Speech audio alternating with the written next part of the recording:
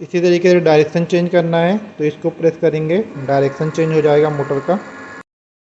आज हम लोग वीएफडी और एचएमआई के बीच में कम्युनिकेशन करके अपने वीएफडी को एचएमआई से कैसे कंट्रोल करना है और ऑपरेट करना है वो देखेंगे। तो यहाँ पे मैंने डेल्टा वीएफडी ईएल सीरीज का वीएफडी लिया है। तो सबसे पहले हम लोग पैरामीटर सेटिंग करेंगे वीएफडी का।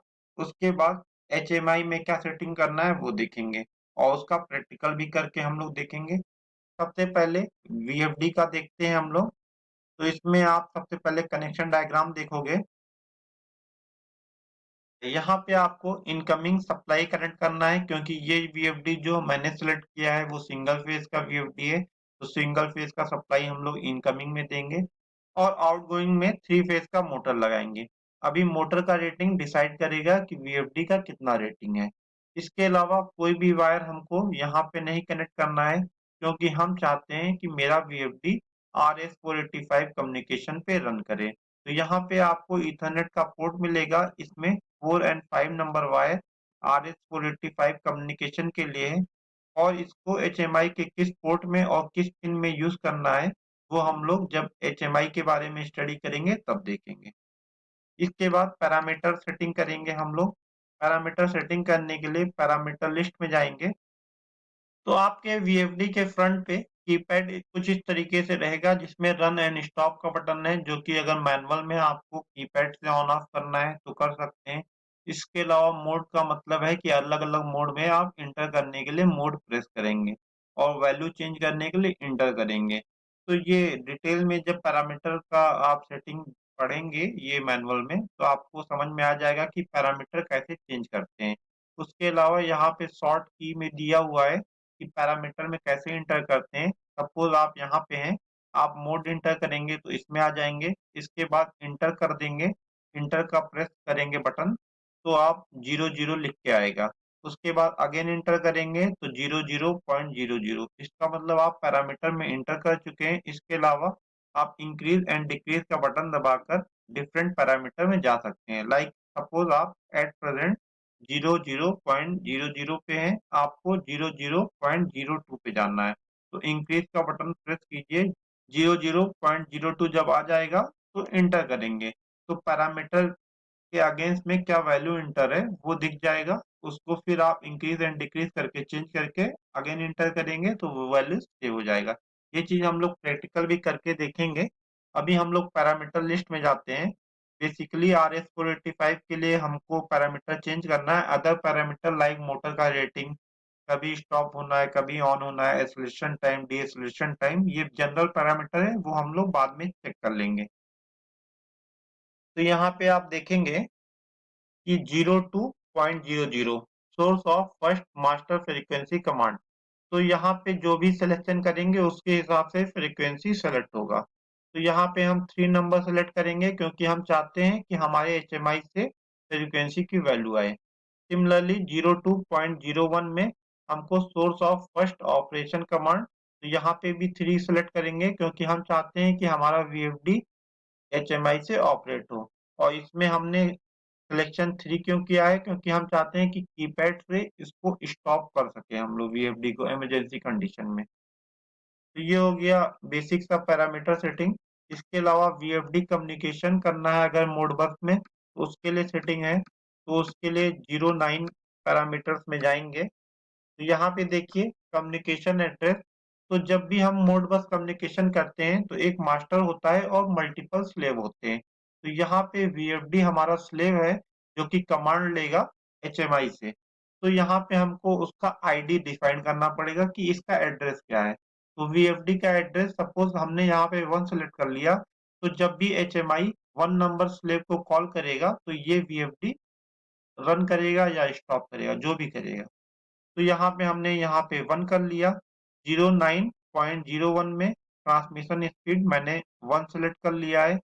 09.02 ट्रांसमिशन फॉल्ट ट्रीटमेंट, मतलब फॉल्ट आया तो क्या करना है। यहाँ पे मैंने 3 कर लिया है मतलब no warning and keep operating.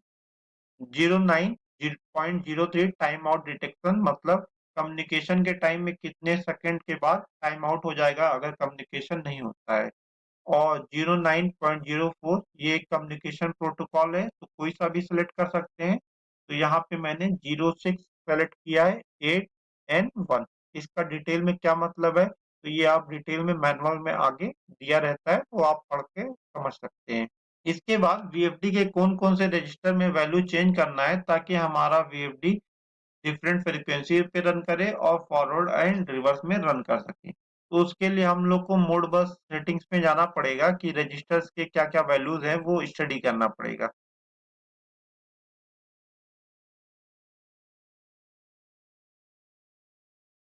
यहाँ पे आप वीएफडी का एड्रेस लिस्ट देखेंगे तो ये 2000H मतलब हेक्साडेसिमल में एड्रेस है और इसमें डिफरेंट बिट पे जो वैल्यू है लाइक बिट 0 एंड 1 पे अगर 01 वैल्यू है तो मीन्स आपका वीएफडी स्टॉप मोड में रहेगा। सिमिलरली अगर बिट 01 पे 10 वैल्यू है तो आपका जो वीएफडी है वो रन मोड में रहेगा। सिमिलरली बिट 4 एंड 5 पे अगर वैल्यू 01 है तो आपका वीएफडी फॉरवर्ड में रन करेगा। सिमिलरली अगर वैल्यू 10 है तो ये रिवर्स में रन करेगा। तो हमको क्या करना है कि 7 से लेके 0 बिट का वैल्यू आपको ये कन्वर्टर में एंटर करना है। कन्वर्टर में यहाँ पे आप वैल्यू एंटर करेंगे लाइक 00 00 00 एंड 01 कन्वर्ट करेंगे तो ये आपको वैल्यू आ जाएगा 1। मीन्स अगर 1 एंटर करेंगे इस एड्रेस में लाइक 2000 में तो आपका जो वीएफडी है वो स्टॉप मोड में चला जाएगा। सिमिलरली अगर ये बाइनरी नंबर यूज करते हैं तो इसका मतलब क्या हो गया, इसका मतलब हो गया फॉरवर्ड में। मतलब 18 वैल्यू अगर डेसिमल में आप एचएमआई में एंटर करेंगे 2000 एड्रेस पे तो आपका जो वीएफडी है वो फॉरवर्ड में रन करेगा। सिमिलरली अगर ये 01 की जगह पे 10 कर देंगे आप तो आपका वीएफडी रिवर्स मोड में रन करेगा। मतलब 34 इंटर करेंगे तो रिवर्स में आपका मोटर रन करेगा और 1 रहेगा तो आपका मोटर स्टॉप मोड में रहेगा। इसके अलावा रजिस्टर का वैल्यू भी हम डेसिमल में कन्वर्ट करके देखते हैं। तो लाइक 2000 को हम डेसिमल में कन्वर्ट करेंगे तो वैल्यू आ जाएगा 8192। तो ये एड्रेस हमको यूज करना है एचएमआई में। अभी हम लोग एचएमआई का मैनुअल खोलते हैं और पिन डायग्राम देखेंगे कि मोड बस का वायर कहाँ पे कनेक्ट करना है, उसके बाद एचएमआई का प्रोग्राम देखेंगे। तो यहाँ पे हमने एक्सल एचएमआई मीन्स सेलेक्ट का एचएमआई है SP112 उसको लिया है। तो उसके बैक साइड में आप देखेंगे डिफरेंट प्रोटोकॉल से उसको कम्युनिकेट कर सकते हैं। तो यहाँ पे DB9 कम्युनिकेशन पोर्ट हमने यूज किया है मोडबस के लिए। तो इसका पिन डायग्राम आप देखेंगे तो पिन डायग्राम यहाँ पे दिया रहेगा आपको कि 7 एंड 8 में आपको RS485 का कम्युनिकेशन करना है। तो ये पिन आप यूज करेंगे और कम्युनिकेट करेंगे। इसके अलावा हम लोग अभी एचएमआई का प्रोग्राम खोलते हैं। तो ये नया प्रोग्राम आप जब बनाएंगे तो कम्युनिकेशन लिंक के बारे में पूछेगा। तो यहाँ पे हम सेटिंग देख लेते हैं। यहाँ पे लिंक आईडी 1 है एंड कम्युनिकेशन 1 RS485 मोड बस RTU मास्टर मीन्स हमारा एचएमआई मास्टर की तरह काम करेगा। और यहाँ पे स्लेव स्टेशन नंबर मैंने 1 सेलेक्ट कर रखा है। और इसके अलावा पैरामीटर में भी ऐसा ही हमने सेलेक्ट किया है तो इसको करके कंफर्म कर देना है। और फिर उसके बाद मैनुअल मोड में आएंगे। यहाँ पे आप देखिए motor reverse on push button.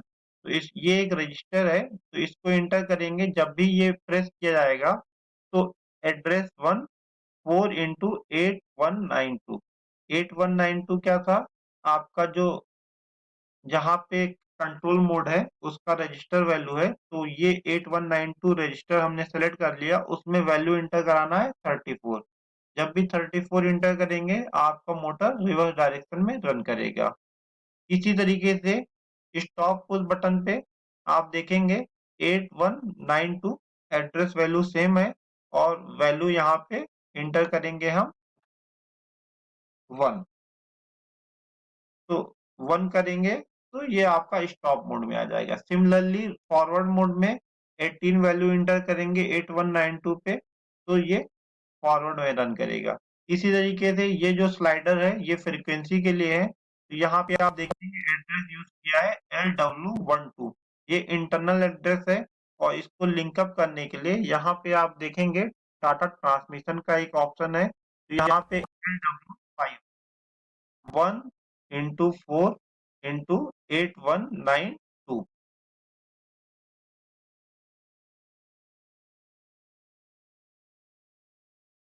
तो इसको हमें 3 करना रहेगा एक्चुअली।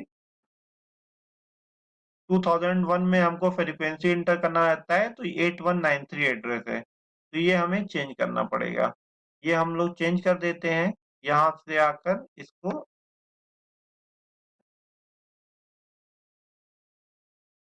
ये चेंज हो गया और ये LW5 है, ये वैल्यू LW12 है, ये LW5 है। इसका लिंकअप करने के लिए हमने यहाँ पे PLC यूज किया है, तो PLC में ये लिंकअप हुआ है। तो वो हम लोग अभी स्टडी नहीं कर रहे हैं कि लिंकअप कैसे किया है। आप डायरेक्टली यहाँ पे एड्रेसिंग कर सकते हैं, ये एड्रेस डायरेक्ट भी यहाँ पे यूज कर सकते हैं। लाइक यहाँ पे जाएंगे आप, इंटरनल की जगह पे लिंक 1 करेंगे और फिर उसके बाद वैल्यू एंटर कर देंगे। ओके, ये आपका 8193 कंफर्म करेंगे, ये एड्रेस डायरेक्ट हो गया। ये जो स्लाइडर है ये अभी डायरेक्ट कमांड देगा VFD को और इसको कंफर्म कर देना है। तो ये चेंजेस हो गया। इसके बाद इसको सिमुलेशन में रन करना है, तो हम लोग ये ऑफलाइन सिमुलेशन रन करते हैं। तो ये आपका स्क्रीन कुछ इस तरीके से आएगा HMI में। अभी ये HMI में अलग अलग प्रोग्राम है, तो यहाँ पे हम लोग केवल कंसंट्रेट कर रहे हैं कि इसको कैसे VFD और HMI से कम्युनिकेशन करना है और रन करना है। तो मैनुअल मोड में जाएंगे, इसको प्रेस करेंगे तो इंटरनल बिट भी ऑन हो रहा है, साथ ही साथ आपका VFD भी ऑपरेट होगा। ये हम लोग प्रैक्टिकल करके देखेंगे कि कैसे वर्क करता है। अभी हम लोग प्रैक्टिकल करके देखते हैं कि RS485 मोड बस communication between HMI and VFD के बीच में कैसे करेंगे। तो चलिए इसके लिए हम लोग सबसे पहले VFD का पैरामीटर सेटिंग करते हैं। तो ये सम पैरामीटर है जो हम लोग ऑलरेडी डिस्कस कर चुके हैं। तो इस पैरामीटर को VFD ड्राइव में इंटर करना है। तो इसके लिए हम लोग पैरामीटर सेटिंग में जाएंगे, मोड सेलेक्ट करेंगे। तो मोड सेलेक्ट करेंगे तो H 0.0 आएगा, फिर उसको इंटर कर देना है। तो ये 06 आया, फिर इंटर करेंगे तो ये आ गया। तो ये आप पैरामीटर में इंटर कर चुके हैं। तो अभी हमको 1 by 1 पैरामीटर सेटिंग करना है। एट प्रेजेंट पैरामीटर सेटिंग है, बस हम उसको क्रॉस चेक कर रहे हैं। तो सबसे पहले 09.00 में जाएंगे,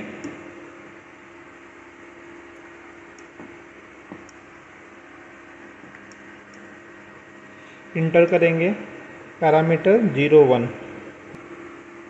इस पैरामीटर में वैल्यू है 01, इसका मतलब इस VFD का एड्रेस जो है वो 01 है। उसको इंटर कर देंगे, ये सेव हो जाएगा। उसके बाद 09.01 पे जाएंगे, उसमें वैल्यू 01 पड़ा हुआ है, इसका मतलब बॉड रेट जो है वो 9600 BPS है। इसको भी सेव कर देंगे। इसी तरीके से अदर पैरामीटर को चेक करेंगे, लाइक 0903 वैल्यू 5 मीन्स 5 सेकेंड तक ये कम्युनिकेशन को चेक करेगा। अगर नहीं आता है तो मतलब टाइम आउट हो जाएगा। और इसके बाद किस तरीके से डाटा ट्रांसफ़र करना है, तो 06 का मतलब है 8 and 1, ये कम्युनिकेशन पैरामीटर है। तो इसको चेक करना है तो कैटलॉग में आप देख सकते हैं, ये हो गया। इसके बाद हमको डिफ़ाइन करना पड़ेगा कि कम्युनिकेशन जो हो रहा है उसमें फ्रीक्वेंसी और ऑन ऑफ करने का जो कमांड है वो RS485 से आए। तो उसके लिए हम लोग पैरामीटर नंबर 02.00 में जाएंगे एंड 02.01 पे जाएंगे।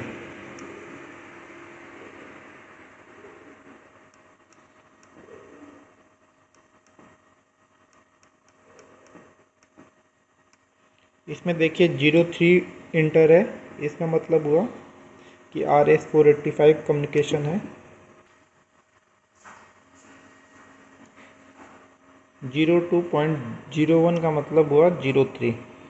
तो इस तरीके से हम लोग RS485 के लिए पैरामीटर सेटिंग करते हैं और इसके बाद HMI में भी पैरामीटर सेटिंग करेंगे और इस VFD का स्लेव आईडी उसमें इंटर करेंगे तो वहाँ से ये कम्युनिकेशन हो जाएगा।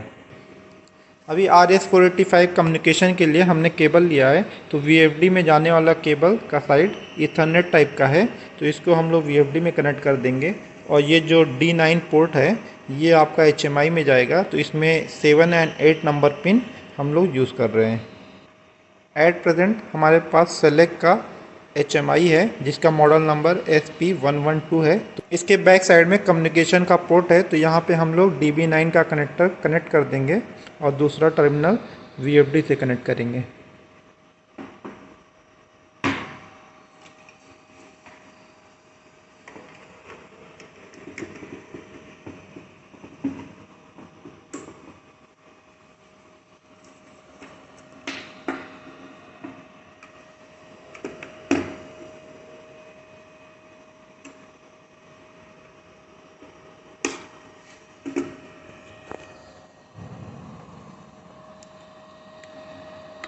हमारा कनेक्शन हो गया है और HMI को हमने सप्लाई USB केबल से दिया है।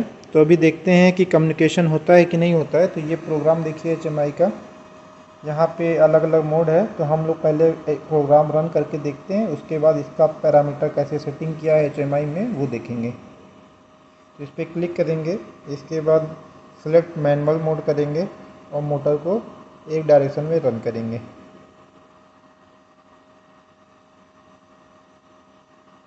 और फ्रीक्वेंसी को बढ़ाएंगे यहाँ से। देखिए आप, मोटर आपका रनिंग होने लगा है और यहाँ पे इंडिकेटर जो है इसी तरीके यहाँ से पुश करेंगे तो मोटर ऑफ हो जाएगा। इसी तरीके से डायरेक्शन चेंज करना है तो इसको प्रेस करेंगे, डायरेक्शन चेंज हो जाएगा मोटर का। तो ये एक बेसिक सा प्रोग्राम है। इस तरीके से VFD को HMI से कैसे रन कराना है बाय एग्जांपल हमने समझा। होप कि आपको ये समझ में आया होगा। Thank you for watching my video. Keep watching and subscribe my channel for latest video and update.